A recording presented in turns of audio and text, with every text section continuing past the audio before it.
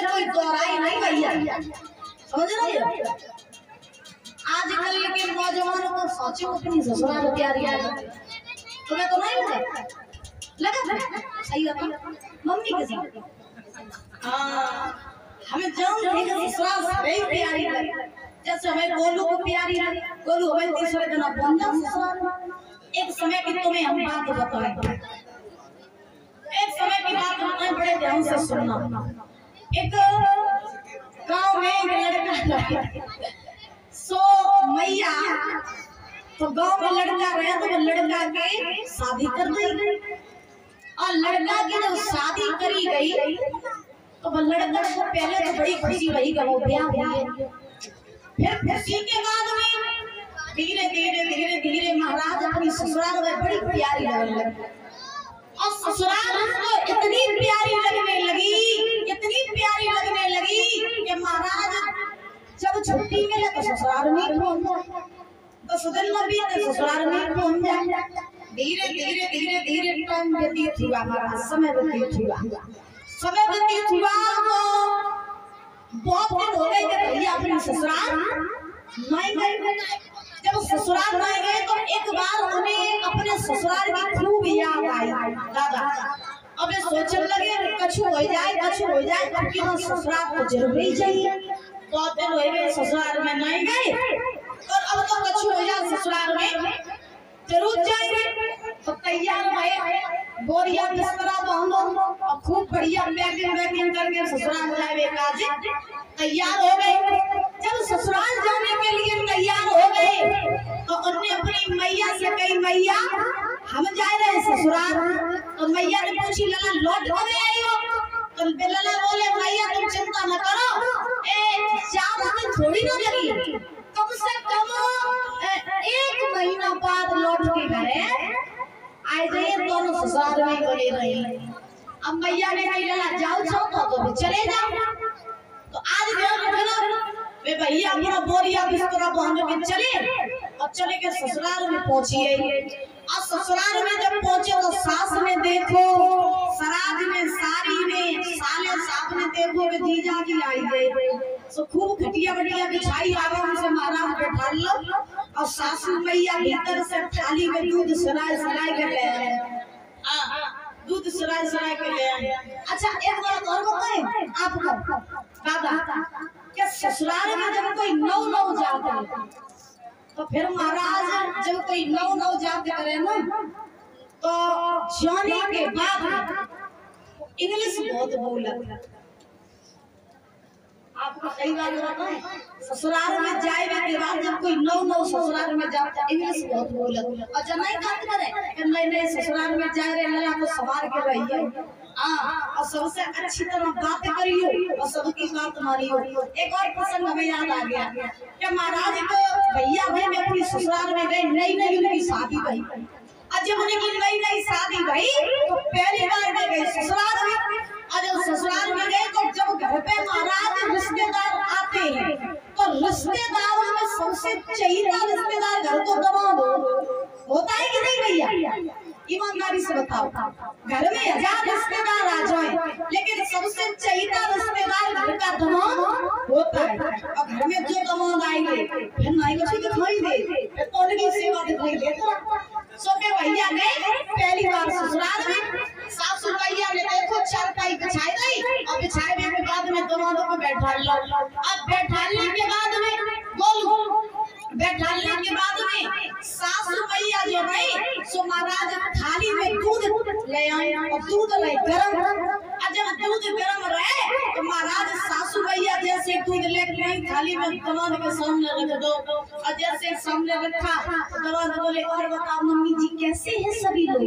तो मम्मी जी बोली, लला सब कुछ बढ़िया। अब सासू भैया भी नहीं, लला थोड़ा सा जो तुम दूध पी ले जो इतने बचन कहे तो भैया जो है सो गाँव की अनपढ़ रहे, और जब गाँव की अनपढ़ रहे तो सासू भैया ने लला दूध पी ले।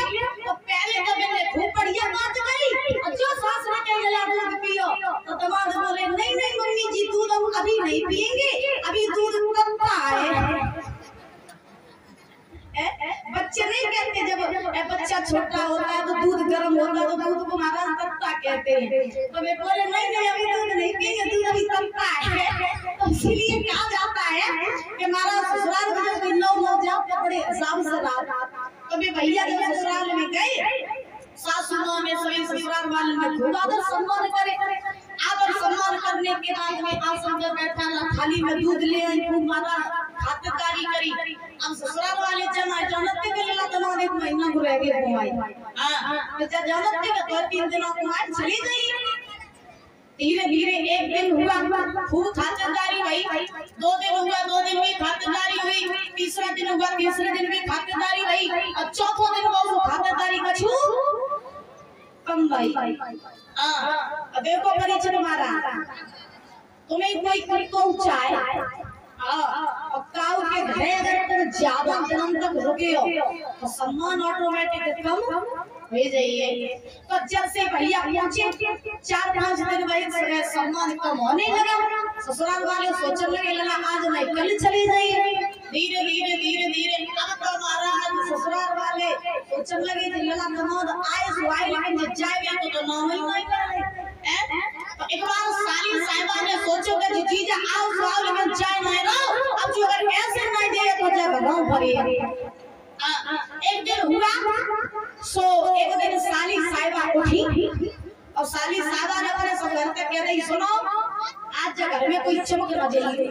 सब काऊ न काऊ काम करने बाहर चले जाओ। तो सब बाहर चले गए काम काज। अब साली साहिबा उठी, स्कूल की यूनिफॉर्म पहनी और स्कूल की यूनिफॉर्म पहन के पीठ पे बस्ता टांग के कॉलेज पढ़ गए। चलो भाई जीजा खटिया बांगन में बैठे रहे। तो जीजा ने साली साहिबा से कही कौन जा रही हो? तो साली साहिबा बोले तुम्हें तो खाई नहीं है, तुम्हें फूटी है तुम, हम जा रहे कॉलेज पढ़वे काज। जीजा जी बोले जब बताओ घर में कोई है नहीं और जो झाड़ू पोछा बर्तन जो सबका उधर चुको करे। तो साली बोली तुम का परे परे खाई हो कम तो नहीं करी। सुनारा जीजा जी सोचने लगे है कम नहीं करो करिए। जीजा जी सोचने लगे चिंता वाली कोई बात नहीं, कौन जी कछु करो पड़े कौन सब करिए लेकिन 1 महीना भी पहले घरे लौट के वापस नहीं जाइए। तो जीजा जी ने कही ठीक तुम पढ़ के आराम से लौट के आओ काम हम सब कर दिए। साली पढ़ने गए लौट के आई, झाड़ू पोछा बर्तन मारा सब काम चकाचक। जीजा खटिया पे बैठे टाटा बिल्ला बना। अब साली सोचने लगी है काम जीजा ने सब कर लो लेकिन गए तो है नहीं।